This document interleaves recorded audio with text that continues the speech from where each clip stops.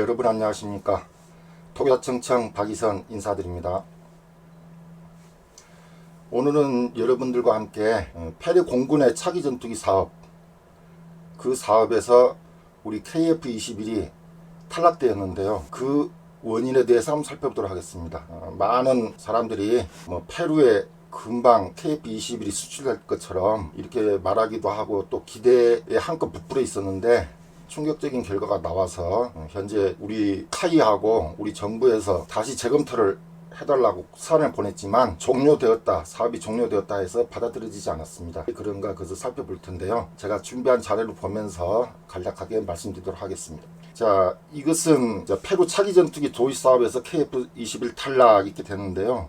1차 서류 전형에서 탈락됐다고 보시면 되겠습니다. 1차 서류 전형. 정시 후보로도 올라가지 못했단 말이죠. 면접에 들어가지도 못했다 이 소리가 되겠습니다. 우리가 하는 것은 이 KF-21이 가장 유력한 페루 공군의 차기 전투기 후보로 점쳐지고 있는 이 라팔에게 도전장을 던졌습니다. 라팔 전투기 예술은 개뿔 한판 붙어보자 이렇게 했는데 라팔 전투기는 감히 어딜 덤벼 하면서 코웃음 치고 있는 그런 장면이 되겠습니다.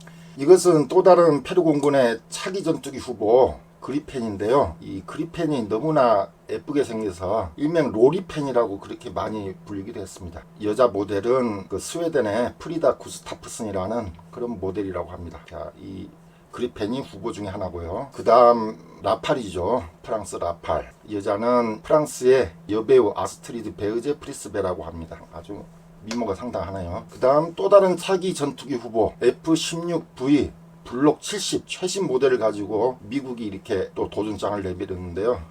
아주 멋지게 생겼습니다. 이 F-16의 진화의 끝은 과연 어디일까? 사람들이 참 궁금해 생각하는데 이 단발 전투기로서 이렇게 베스트셀러 기종은 참 드물 것 같습니다. 이 배우는 헤일리 베넷이라고 아주 유명한 배우죠.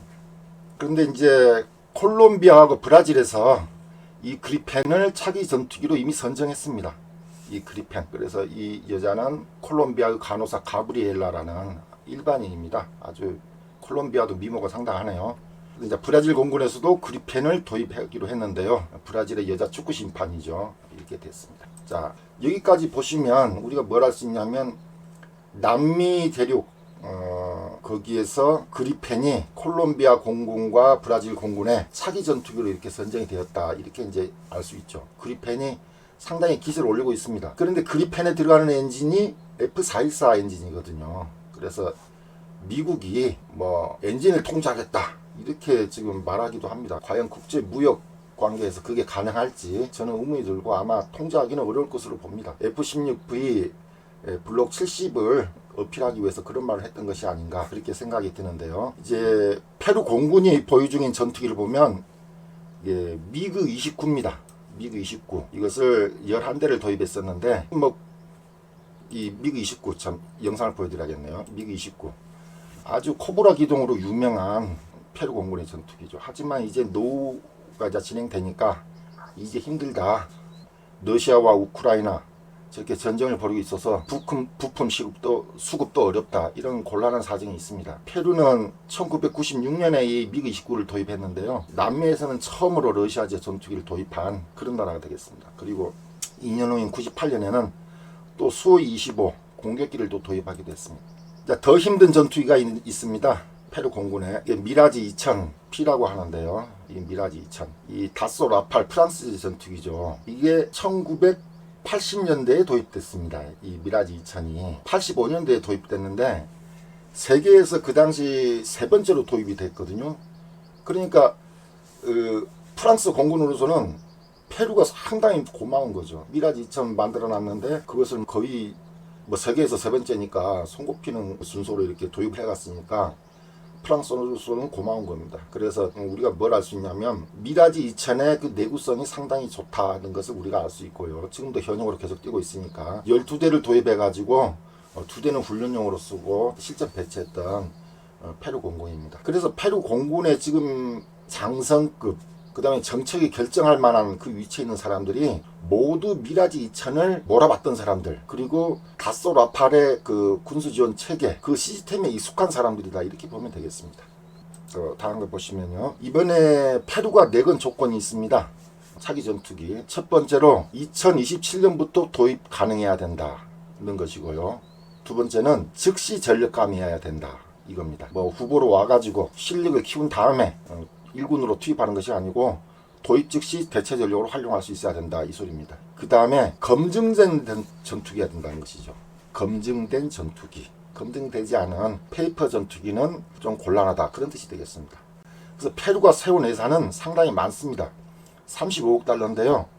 약 4조 9,840억 원이니까 5조 원이라고 보면 되겠죠. 이 예산 범위 내에 들어와야 된다 이 소리고요. 그리고 이미 초기 20억 달러를 승인했습니다.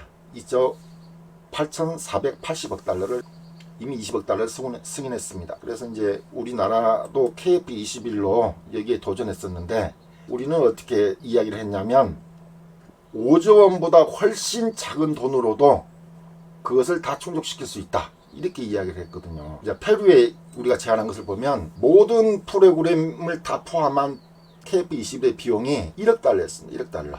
1억 달러를 해가지고 우리 돈으로 한 3조 4천여억 원. 그러니까 페루 공군이 수립한 5조 원보다 상당히 절약된 예산이죠. 그걸로 가능하다 이렇게 했는데 서류 전형을 통과하지 못하고 탈락되고 말았습니다. 그 다음 영상 한번 보시겠습니다. 그래서 이제 결국 최종 후보로 압축된 것은 이 F-16V죠. 블록 70, 그 다음에 라팔 전투기, 그 다음에 그리펜. 현재 이렇게 세 후보로 압축되어서 있는데 제 생각에는 아마 이 라팔이 가장 유력하지 않을까 싶습니다. 페루 공군 입장에서는 비용만 충족된다면 이 F-16을 도입하고 싶은 마음도 있을 거예요. 그런데 이건 이제 어떻게 될지 모르겠습니다만 현재로서는 라팔이 가장 유력하다.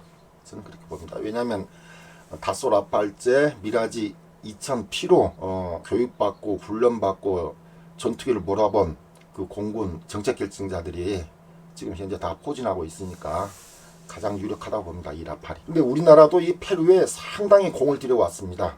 어떤 공을 들여왔냐면 2010년도에 우리가 A-37 이 공격기죠. 이것을 페루에 무상 공여를 해줬습니다. 무상 공여를 해줘서 이 세스나죠 이게. 그래가지고 이때 8대를 무상 공여를 해줘서 페루 공군이 뭐 성능 개량 해가면서 지금 잘 쓰고 있습니다. 잘 쓰고 있는데 현재 한 20대 가까이 이렇게 쓰고 있다고 알려져 있습니다. 이것이 계기가 되어가지고 그 다음 수출에 성공한 것이 뭐냐면 KT-1입니다. KT-1.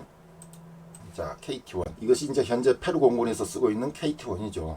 일명 웅비. 이것을 20대를 페루 공군이 현지 공장을 설립해가지고 생산했습니다. 가지고 2016년 11월에 모두 납품이 완료되었는데요. 그런데 여기서 이제 우리가 하나 살펴볼 것이 뭐냐면 이 A-37 이 세스나기가 무상 경유되어서 KT-1의 이 수출로 이어진 그런 것도 있습니다만 그 이유가 큽니다. 그 이유가 있습니다만 두 번째는 그 당시 페루 대통령 2011년부터 2016년까지 재직했던 페루 대통령이 친한파라고 분류됩니다. 2004년도에서 페루 대사관 한국 무관을 했었다는 거 이렇게 알려지고 있는데요. 그분이 누구냐면 바로 이분입니다. 오안타 우말라 대통령 이분인데 그래서 이것은 이제 박근혜 대통령이 2015년에 페루에 가가지고 이 방산 수출을 이렇게 진행시키려고 그 외교는 하는 그 장면인데 페루 대통령궁에서 지금 악수하고 있는 그런 장면입니다. 이 오얀타 우말라 대통령이 있을 때 KT-1 수출이 확정 지어졌고 그 다음 FA-50 수출을 위한 그런 기반을 조성을 많이 했죠.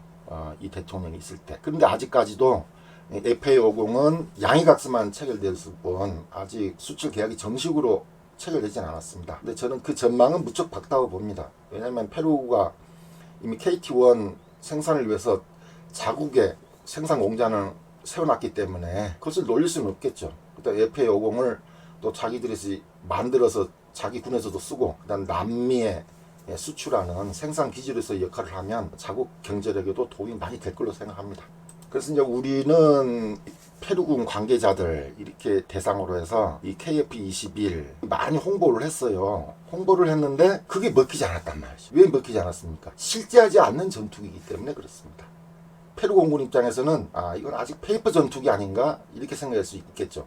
우리가 과거 FX 사업 때 F-15SE라는 사일런트 이글이 보잉사 그 전투기가 후보로 제안된 적이 있었습니다. 그때 우리 공군은 스텔스 전투기를 사고 싶었기 때문에 F-35를 사고 싶기 때문에 그걸 탈락시켰는데요. 그때 내건 이유가 아직 페이퍼 전투기다, 실제하지 않는 전투기다, 이런 이유를 내걸었었죠. 그래서 이렇게 우리가 많은 그 홍보를 하고 있습니다만, 이 페루 공군 관계자는 다소 라파를 가지고 훈련받고 실제 전투기를 몰았던 그 사람이기 때문에 이 한국제 전투기에 대해서 좀 낯설다는 말이죠. 이 사람은. 우리 KF-22의 개발 일정을 한번 보겠습니다. 쭉 보면 2025년이죠. 지금 현재. 지금 초도 비행이 있었고 계속 구속 비행 시험을 하고 있습니다. 약 2000소티 이상 이렇게 비행 시험을 한다 그러는데 현재 절반을 훌쩍 넘겨서 비행 시험을 하고 있어요.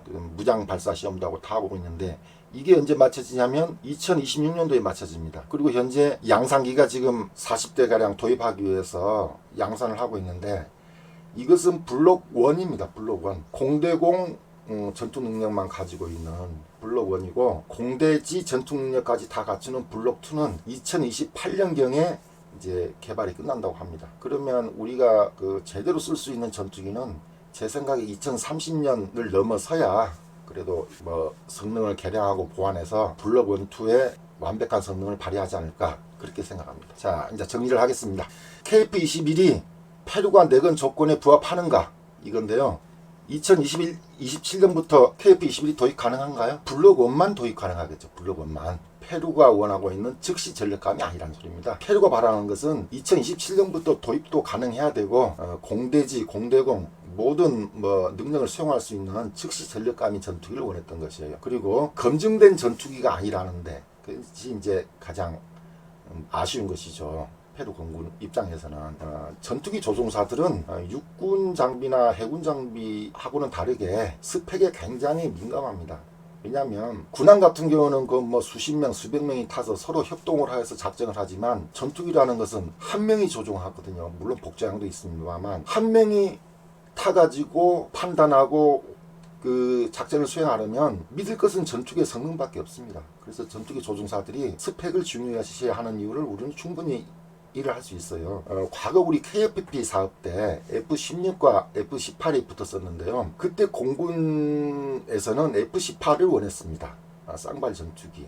이건 스펙이 좋거든요. 그런데 우리는 정책적인 이유로 KF-16, F-16을 도입을 했죠. 결국 그 결과로 우리는 항공산업의 바탕을 깔 수 있었고 지금 현재 KF-21 생산까지 오게 된 것입니다.